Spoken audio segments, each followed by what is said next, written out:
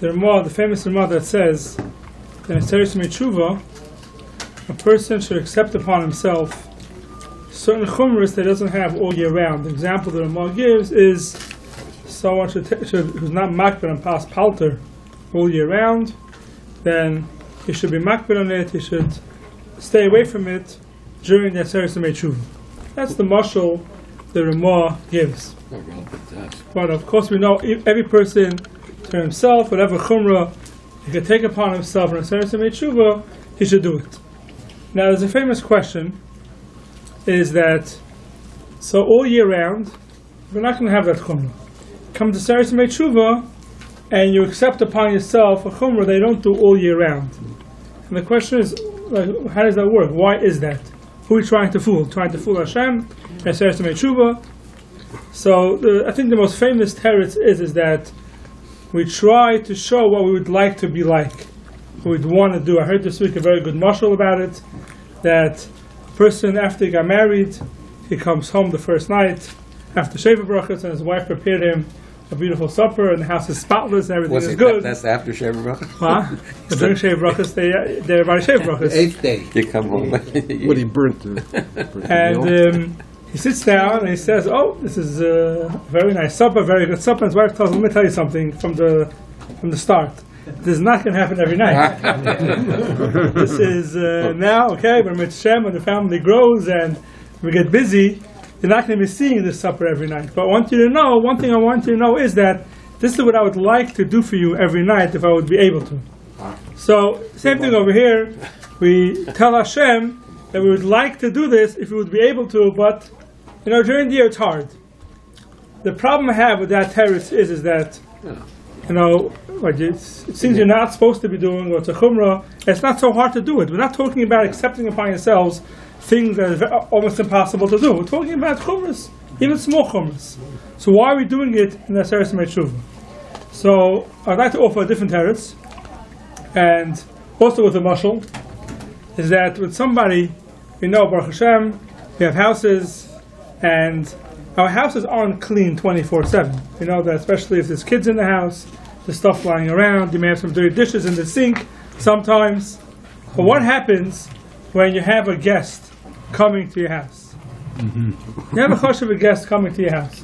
So what you do is, you make sure there's no shoes lying around, you make sure there's no dirty dishes lying around, you make sure the house is clean, you set the table nicely, you make sure the house is clean.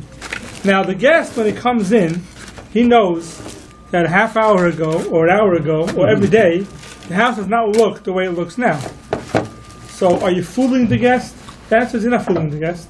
The guest knows that you cleaned up the house and you made it neat for his honor. You did it for him. So Aseret Tshuva, it says, Dish Rosh HaShana b'matzai, K'ru'u v'yotzei karev. Hashem is closer to us in Aseret Tshuva than he is all year.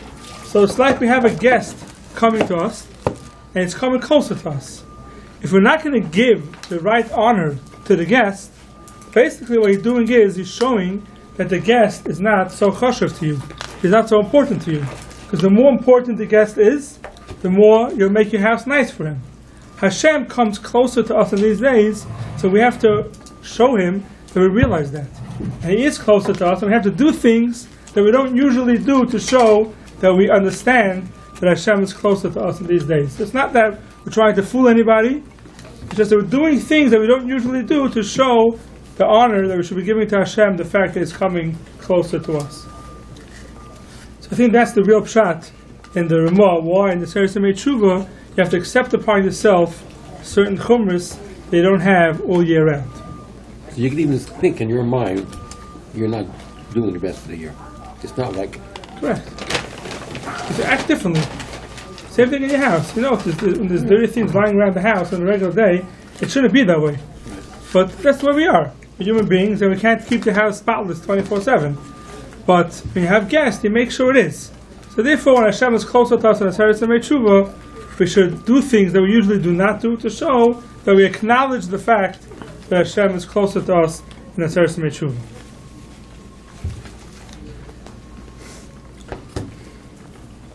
Another thing I want to share, I heard a good word, and I think it applies to our davening in Aseret Tshuva. We add to the davening Zocheinu l'chaim, al chafetz b'chaim, v'chazveinu b'sefer l'chaim, v'mancha l'kim chaim. We keep on asking Hashem for life. Now, life means we should live. A person should not die. That's a pasha pshat in Zocheinu l'chaim, melech chafetz b'chaim. I think there's another pshat for Zocheinu l'chaim, melech chafetz b'chaim. And I heard a word recently that we say in Hallel, Loi Amus, I should not die, Ki Echia, I should live. Now, it's repetitious. If a person doesn't die, then he's going to live. So why do we say Loi Amus, Ki Echia? So I heard a word, I think it was from Shlomo Freifeld, I think I heard it B'Shmai, that he says, Ki could also mean kasher. When? So he says pshat could be Loi Amus, I should not die ki echia when I'm alive. Meaning that a person could live two ways. A person could live and life goes by and nothing changes. He said that's not called living. That's called as if you're dead while you're alive because you're not accomplishing anything.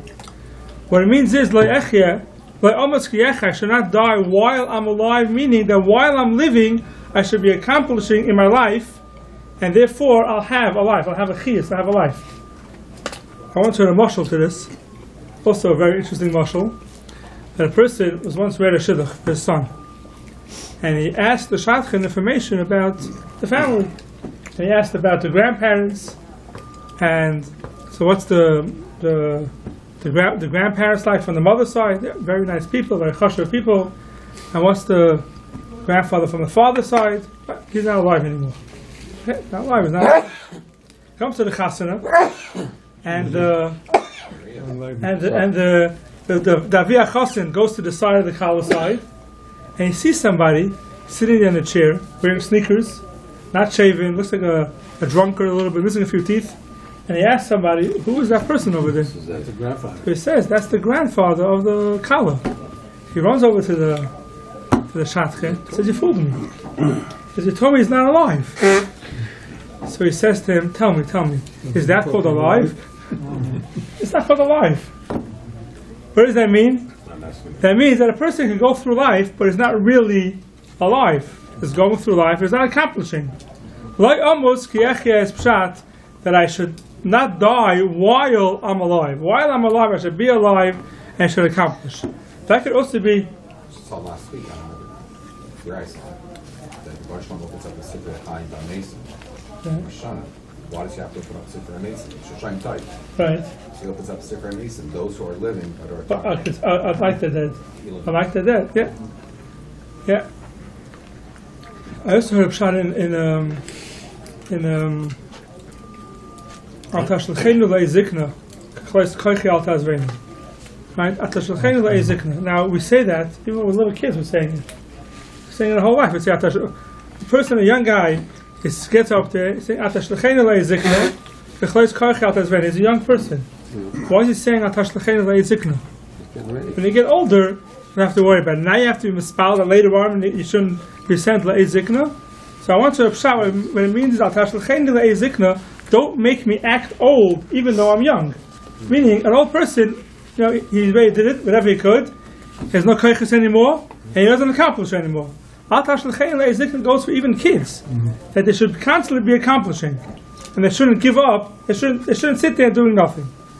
So that could also be pshat in Zocheinu l'chaim al chafetz b'chaim v'chazveinu b'sefer l'chaim l'mancha l'kim chaim. We're asking not just that we should live, but I say we should have a life. We should accomplish. We should do things while we are alive. That could be another pshat in the Zocheinu l'chaim al chafetz b'chaim. I was just on the phone last night, so to speak, one line sits here, he said, a long life is not good enough, but a good life is long enough. It's long enough. Yeah. Sure. Very good. One lady here did Same idea, yeah. really fabulous. It's not done. Okay, I want to speak about, there's a mitzvah on Erev Yom Kippur. There's a mitzvah to eat. Mitzvah achil on Erev Yom Kippur. So I'd like to speak a little bit about what that mitzvah is, why it is, and how you mekayim it. So the Mechaber says in the beginning of Hilchos Yom Kippurim, mitzvah lecha b'erev Yom Kippur u'lahabes b'suda. It's a mitzvah to eat erev Yom Kippur and to be marba to add more, to do more sudas. Now we all know we make a suda mafsekes. There's also an inyan in the morning suda, or whatever it's lunch, whatever it is, also to make a suda. And the suda in halacha is brought down like a regular suda Shabbos. You sit down, you wash, you light candles. You have a regular suda. Not like a Mishnah, it's a regular. Perhaps not like a Mishnah. I mean, there are some Chassidish Sfarim brought down. Should be even like a Mishnah, but we're not going to get into that. At least a regular suda Shabbos, a tablecloth set, a regular suda Shabbos like a sudas Yom Tov. Now, where does that come from? So the Mishnah brings down over here. What's the reason why it's a mitzvah lecha b'erev Yom Kippurim? So it says we're learning out from the pasuk. It says v'nisem b'snafshesechem v'tishul achodesh. You should pain yourself. You should refrain from eating, drinking, wearing shoes. All the chamish enuyim ad erev v'nechsiv v'nisem b'tishul achodesh mashmeh sheyis anu b'tishul. Says you should fast b'tishul achodesh. We don't fast in the 9th day of the month, we fast in the 10th day of the month. So what's B'tishul HaChodesh? So the Gemara darshans that it's a mitzvah to eat on Erev Yom Kippur, and somebody who eats on Erev Yom Kippur, Hashem considers it as if he fasted on Erev Yom Kippur. Why? So he says like this, Baruch Lichtenstien, as if he fasted. Hashem could have said, eat Erev Yom Kippur. There's a mitzvah to eat Erev Yom Kippur. That would be enough. Why does Hashem say it? And that means that you should eat. So says the Mishnah Berurah that the reason is because Hashem would say to eat Erev Yom Kippur, so like Shabbos, Yom Tov, you have a mitzvah of eating. And we all know that it's much easier to do the mitzvah of eating than to do the mitzvah of fasting. Right? And every mitzvah that you do, you get the schar according to how hard the mitzvah is. So if you have a mitzvah to eat, and you're eating, it's a very easy mitzvah to do. So the schar won't be so great. Fasting on Yom Kippur, not eating, is much harder. So for that mitzvah, the schar is more. Because it's a much harder, from Tzara Agra, it's a much harder mitzvah to do. So it says the Mishnah Berurah that Hashem said, you should fast. He said a lot of fasting. Why? That Hashem, on the eating on Erev Yom Kippur, Hashem is giving us schar as if we fasted. The same way by fasting, you get more schar because it's a harder mitzvah.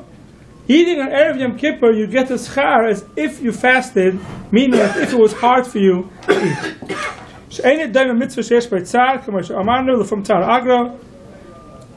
So therefore, Hashem said, "B'loshen tayne sheyenechshav achila zu lefnei Hakadosh Baruch Hu keilu haya taynes k'tei litin tzchar k'mekayim mitzvah v'tzar inui." Hashem wants to give us schar as if we were mekayim the mitzvah through pain. So that's why it says v'nisem es nafshei seichem in the Torah, the achila of Erev Yom Kippur, the schar you get for that achila is the schar as if you fasted. Meaning, as if you had pain when you were eating. That's what the Mishnah Berurah says. Now, why there is a mitzvah to eat? That's just what the Torah says. Why is there a mitzvah to eat Erev Yom Kippur? So there's different reasons said in the Rishonim why is a mitzvah to eat. The most famous reason from the Rishonim is because you have to prepare yourself for fasting. If you're not going to eat Erev Yom Kippur, you're not going to be able to fast. So it's very simple. Hashem said, please eat Erev Yom Kippur. It's a mitzvah to eat Erev Yom Kippur. Therefore, you'll be able to fast on Yom Kippur. One reason. The Rabbeinu Yaina brings down a different reason. The Rabbeinu Yaina says that every Yom Tov we have Sudas Yom Tov.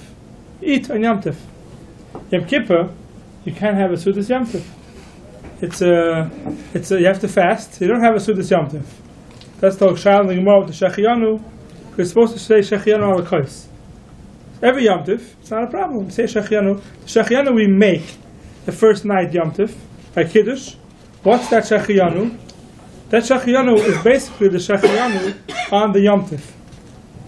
We say Shachayanu on every mitzvah we have. Yom Tif is a mitzvah. You say Shachayanu on the Yom Tif. When do we say it? You say it ala kais. Supposed to say Shachayanu ala kais. So there's a whole Gemara in Yuma, Yom Kippur, what should we do? There's no kais. We have to give it to a child to drink, the Gemara says you shouldn't. So the Ma'aseh, we make the Shachayanu Yom Kippur when? Just before we start Ma'ariv. We make the Shachayanu. And after Kol Nidre, we say Shachayanu. That Shachayanu is the Shachayanu on the Yom of Yom Kippur. But we don't do it on the kais because you're not allowed to eat. What do we do with the Sudas Yom Tif? Says the Rabbeinu Yaina, the Suda you're eating on Erev Yom Kippur, that is the Sudas Yom Tif of Yom Kippur. That's what Rabbeinu Yaina says. The reason why it's a mitzvah to eat Erev Yom Kippur is not to prepare yourself for the fast. The reason why it's a mitzvah to eat Erev Yom Kippur is because that is your Sudas Yom Tif of Yom Kippur. That's what the Rabbeinu Yaina says. There's two big differences in the reasoning. One big difference, and the person will speak about this, a person who knows that he's not fasting in Yom Kippur. The lady just had a baby. She's part of the fasting in Yom Kippur. A person who's sick and he can't fast. So he knows that Yom Kippur is not fasting. Does he have a mitzvah to eat on Erev Yom Kippur or not? So it depends. If the reason is that he's Sudas Yom Tif, so he has the same Sudas Yom Tif as everybody else. Just because he's eating tomorrow, so what? Today is the Sudas Yom Tif of Yom Kippur, he has to eat Erev Yom Kippur. If the reason is to prepare for the fast, so this person doesn't have to prepare for the fast. So he has no mitzvah to eat Erev Yom Kippur. There'll be a big difference between the two reasonings. Most of the person come out, and even though we're not sure what the reason is, a person still has the mitzvah. He should eat Erev Yom Kippur even though he knows he's fasting on Yom Kippur. What about those who have two sudas? Right. Like, let's say lunchtime suda. Right. Is all the same? Yeah, the same thing. Same thing. You have two sudas on Yom Tov? It's the same thing. That's the same idea. Yes, if you're saying it's a Sudas Yom Tov, it's partial. It's very, It's very partial that you do it. Preparing for fast, not Preparing necessarily for fast. at 12 o'clock. Right. So if you're saying it's a Sudas Yom Tov, then it's good. 12 o'clock you have a Suda. If you're saying you're preparing for the fast, Even if you're not sick. For everybody, it wouldn't be necessarily a reason, right? Right, 12 o'clock Suda, After so, but still, the Torah says to eat. And then Yom Kippur doesn't say eat 2 hours before Yom Tov to make sure you can fast. It's much more the whole day there's a din of eating to prepare yourself for the fast. So it's one difference. She mentioned about the Shachayanu that people shouldn't say it at home and drive. Not at home. Women. Some their problem, Women light candles at home and then drive to shul? Sure. They do, but they don't realize that you can't say Shachayanu at home. There's a problem, it's not Yom She Tov. mentioned that. Yom Tov, They shouldn't Shachayanu. I've told driving to shul. People think it's like candles. They make it They tonight. think they can have them, but you can't make it tonight for Shachayanu. Every time Shachayanu. Or they light candles at home. They light say candles. Shachayanu, and then we go to shul and say Shachayanu second. No, but you can't They do. drive. Right. You can't If they drive. No, I'm saying they walk. They They walk. walk. They And walk. then they say Yeah. Shachayanu second. They shouldn't say They shouldn't say Shachayanu. No. Shachayanu. Right. No, say it once. Say it once. So what you do is you don't say it the first time, and then when you get to Yeah. shul, you say it. Candles in shul. But you So know, candles you the can whole do day. candles at home. There's a whole And question. your wife can light and There's a whole question about the achila of Erev Yom Kippur. Kippur. She doesn't say What Minchas Shachayanu. Chinuch about it? She says it The later achila of Erev Yom on. Kippur means the same way as the mitzvah achila say matzah. Matzah is achila, the mitzvah to eat matzah. You have to have a shear. So if you eat less than the shear, you're not yet to the mitzvah. So Erev Yom Kippur also, if someone's sucking a candy, he's not being kind of the mitzvah achila because it's not eating a shear. It has to be a kazayas teched achilas pras. So then you're not becoming the mitzvah. It's a shayla if the mitzvah achila is dependent in the regular achila or not. I always say you don't see the gedolim who are sucking candies whole Erev Yom Kippur. You don't see it. If they think it's such a mitzvah to eat every single second of the day, then they would also do that. But and another difference they say is whether ladies are mechuyev in the mitzvah of achila Erev Yom Kippur or not. It will also depend in the two reasons. If the reason is to prepare for the fast, so they're mechuyev to prepare for the fast the same way we're mechuyev to prepare for the fast. They have to fast, they have to prepare for the fast. The ladies have the same din as we have. But if you say the other reason is because of Sudas Yom Tif. There's a whole question whether ladies are mechuyev at Sudas Yom Tif. So Shaila, if ladies forget Yalav Yava and Yom Tif, if they have to go back or not, say bench over again. Pashas don't have to bench over again because not mechuyev. It's mitzvah seisha as man grama, and they're not mechuyev. So it could be they're not mechuyev erev Yom Kippur to eat the Sudas also or not. Depends on the two reasonings. But then they won't eat. What am I? Just carrying the food for you guys, and you guys can eat. Don't try that. It's very interesting. Agos Mordechai. And he says even more. It's not just that it's preparing for you to eat, to fast on Yom Kippur. His lashon is V'atam koser Rav Yosef. The misaner she, if he fasts on the 9th day, ki'ilu oichel asiri. As if he ate on the 10th day. The mitzvah we said kol misaner kol oichel she, and it will eat on the 9th day. As if he fasted the 9th day and the 10th day. How about if you don't eat on the 9th day? So he says ki'ilu oichel asiri. Misham she'en yachal l'sanos v'hu b'karis. If somebody, it's a big chiddush, it Even if says. he did fast. No, so see the second. See the second. So he's saying here basically is, if someone eats on Yom Kippur, but he's not allowed to, not a chayli. Someone who could fast, eats on Yom Kippur, it's chayiv kares. It's a of kares, eat on Yom Kippur. How about a person who is fasting, he had to break his fast, he's allowed to break his fast, but if the reason why he's breaking his fast is because he didn't eat on Chi, he fasted a whole Chi, so now it comes time to Yom Kippur, he can't fast. Oh, he has a heter. He's allowed to break his fast because he can't fast now. He's a sakana, he's allowed to break his fast. So, is that true? His potter says the Mordechai Chiddush. Now that person is chayiv kares if he eats on Yom Kippur.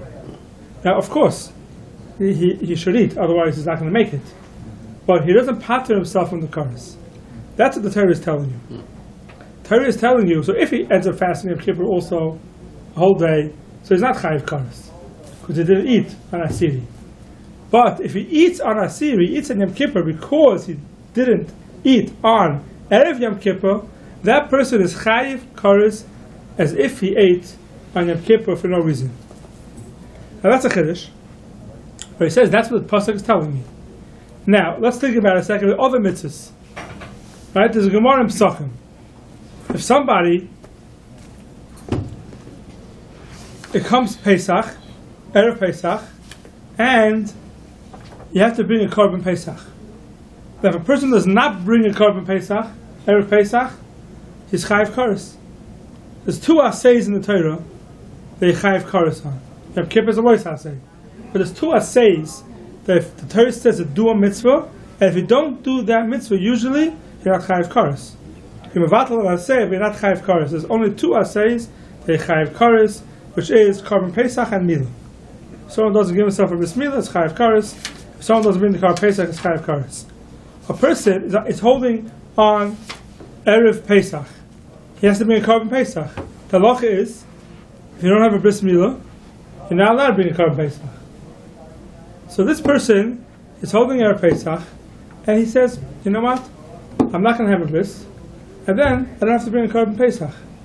What's the halacha? Is it chayiv kares on the korban Pesach or not?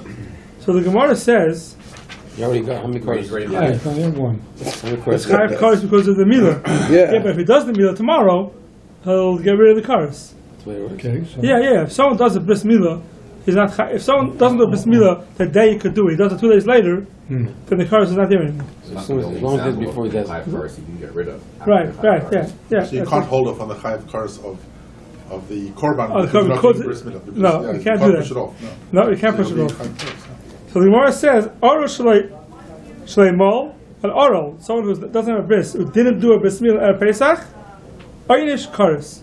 He's mechuyev kares. He gets kares. Why? I didn't have a bris. I can't do the korban Pesach. Says Rashi, You could have fixed it. You could have done something about it. And you didn't? Chayiv kares.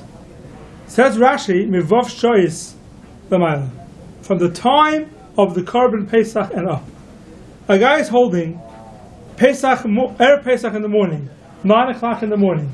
It's not the time yet for a Korban Pesach. There's a moil in the city. And the moil says, anybody who needs a bris milah, I'll give you a bris milah now. Free of charge. Free of charge. And this guy says, I don't want a bris milah. And then what happens is, it comes Chatzois, he has to bring a Korban Pesach, and he can't bring it because he doesn't have a bris milah. Is that person chayiv kares? No, he wasn't mechuyev. Sure. He He could have done it. He can't do it before the time. You're not allowed. No. He could get He a bris. does a bris 9 o'clock in the morning. Oh, so why did he do it? He doesn't want to do the bris. Oh, I thought He's holding 9 o'clock in the morning. Oh, I got you. He's holding 9 o'clock in the morning. Okay. And there's a moil there willing to do the bris. And the Moshe says, I'm leaving in a half hour. Either do the bris now or not. He said, I don't want to do a bris. And then it comes time, after in the afternoon, to bring the Korban Pesach, and he can't bring it. Is he chayiv kares or not? Yes. Says Rashi, he's not. He's not chayiv kares. Why? Because the only time you can be chayiv kares for somebody is if he has the chiv on him already to bring the Korban Pesach, and now he has the opportunity to do a bris milah and he's not doing it, then he's chayiv kares. But if he's holding before the zman, the time of the chiv of the Korban Pesach, then there's no kares. Let him do the bris milah now. 12:01. The moil is not here. The moil is not available. The moil left town. Is that a Torah then? Yeah, if someone there's no moil and the person can't do a bris, it's potter. Last train to Yuma. It's potter. So you see from this Gemara that if it's holding before the time that you mechuyev, then you don't have to worry about it. I don't have to worry about now 9 o'clock in the morning that how am I going to bring the Korban Pesach at 12 o'clock because I don't have a bris. There's no chiv kares on that. But there's a few rayas, maybe we'll bring one or two soon, is that even though there's no chiv kares, but an avarian, the person is. The person is doing an avarian. He may not get the chiv kares, but he's doing something that's not right. And I'll give you an example. We know there's a chiv to shake lulav and esrog the first day of Sukkot. Now a person goes ahead and he waits, comes the first day Yom Kippur of Sukkot, he says, oh, I have to shake lulav and esrog. Let me see if I can go find one. And of course, on the first day Yom Kippur of Sukkot, you're not going to find a lulav and esrog. What else people have? They're willing to give it to you. But let's say you're in a place where you're living amongst goyim, and it's the first day Sukkot. You say, okay, now I got to go find the lulav and esrog. I can't find one. So oinus is patur. Someone who's oinus, someone who can't get a lulav and esrog, is patur. The question is this guy called an oinus? Or no, do you have a chiyuv to go ahead before Yom Tov to make sure you have a lulav and esrog? So you're going to say, of course, you have to. You can't wait till the last minute. You have to make sure you have one. Is that issa d'oraisa or not? That means, if you have a lulav and esrog in front of you of the first day of Sukkot, sitting on the table in front of you, and you decide, you know what, I'm not picking it up, I'm not shaking the lulav. There you mevatel and asay. There you went ahead and you mevatel, you got rid of an asay, you were supposed to do it, and you didn't do it. Could you say that about a person who didn't prepare before Yom Tov to make sure that he has a lulav and esrog? Could you say he's mevatel and asay? Or no? I don't have to worry about it till the day of Yom Tov. You can say that about any mitzvah. Any mitzvah. Kiddush on Shabbos. Any mitzvah, Kiddush Shabbos, you don't have wine. Any mitzvah. Any mitzvah. Do I have to go ahead before the mitzvah to prepare myself to make sure it will be available b'shas the mitzvah or not? Well, no, when it comes time to the mitzvah, now I start looking around. Do I have wine for Kiddush or not?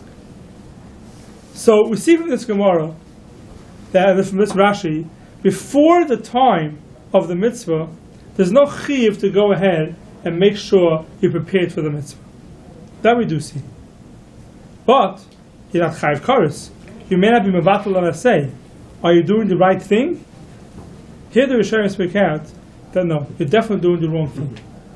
And there's one raya, which I think is a very clear raya.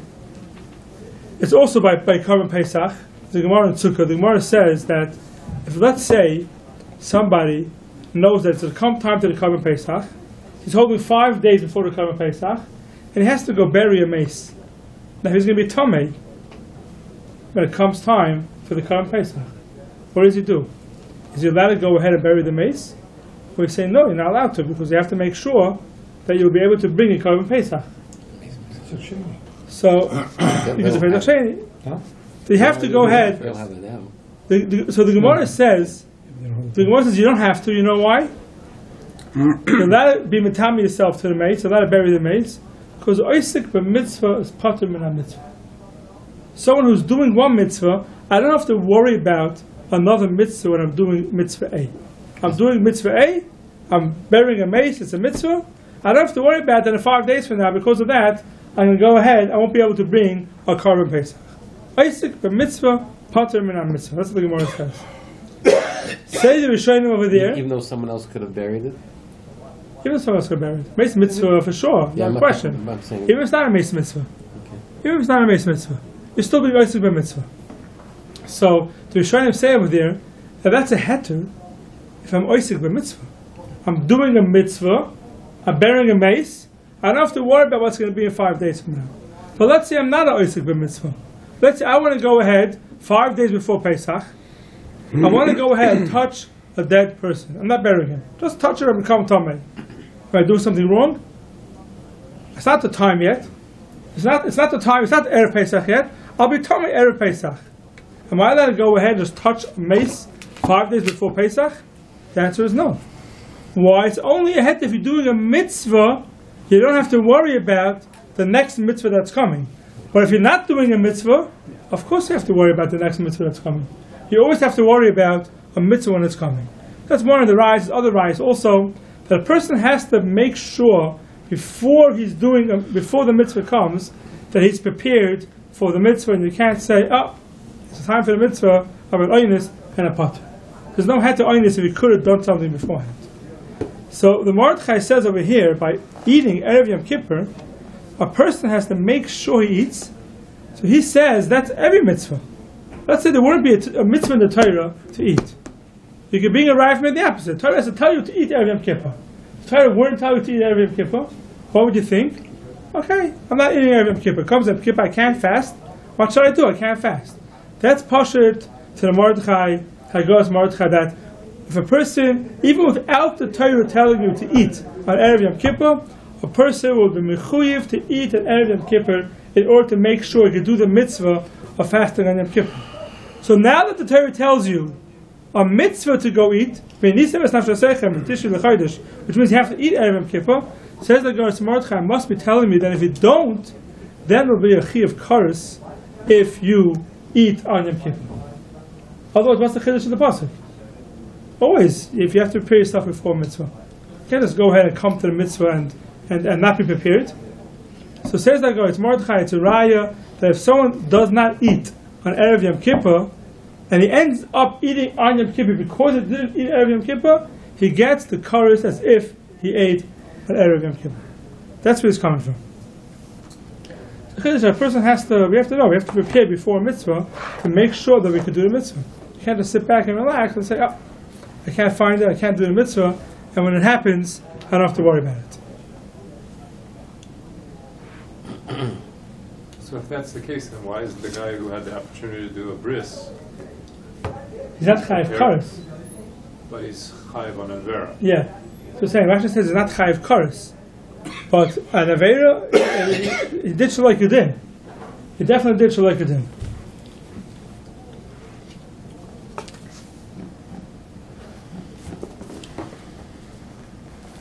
Now, the mitzvah on Erev Yom Kippur, what is the mitzvah on Erev Yom Kippur? What's the mitzvah achila? So we spoke a little bit before that, it could be the only mitzvah is eat a certain amount at a time. You eat a little bit at a time. It's not called an achila. We know by achila it's matzah, for example. Anytime we have a mitzvah achila, you have to eat matzah leil Pesach, right? The matzah you eat leil Pesach, you have a certain time frame they have to eat it. You spread it out over a long time. It's not called a ma'isa achila. You have to eat it b'kedei achilas pras, which is maybe 4 or 8 minutes, whatever it is you have to eat the kazayas in that time frame. If not, it's not called an achila. So the question is, Erev Yom Kippur, do you have the same thing or not? It's definitely kedai to make sure Erev Yom Kippur that at some point you're eating an achila that has a din achila. not to go ahead and eat a little bit at a time and end up Yotzes Choreh B'Hav Seder. If someone's going to want to make sure he's eating every second Erev Yom Kippur, so he's going to eat a little bit the whole day, he may be Yotzes Choreh B'Hav Seder, maybe losing of it. Because you're never at one point going to eat a chizayit with the Echilas Pras. So you want to go ahead and eat a little bit at a time, because you want to eat a whole day, but you end up losing off it. It's good to make sure at some point you eat a chizayit with the Echilas Pras. Is it a chiv to wash? What is this? It's not chiv to wash, no. About how much you eat. You must make sure that you Every don't Kippur, have you this leave. person. The person should have a suda on Erev Kippur. Little bit. Oh, I see. Suda means to wash. So you can drink a little bit at a time. It's not enough. You have to. So it's a mitzvah to wash. I won't say it's a mitzvah to wash. I won't say it's a mitzvah. Mitzvah means it's the mitzvah achila. That's what that Torah is. Is the mitzvah achila. Some shaman holds the bottom, but it's a mitzvah to eat. The washing is they should have a suda. The suda starts from the Rishonim. You don't see it in the Gemara. The din suda, the first suda is the din suda. That we don't see. So I wouldn't call it a mitzvah. A mitzvah is a higher level than, and it's not even a minute. It's more than a minute. there. Fine. Okay. Oh, yeah. Right. We'll tell you about a good healthy year. Enjoy Yom Tov. All the best. Enjoy the Yom Tov.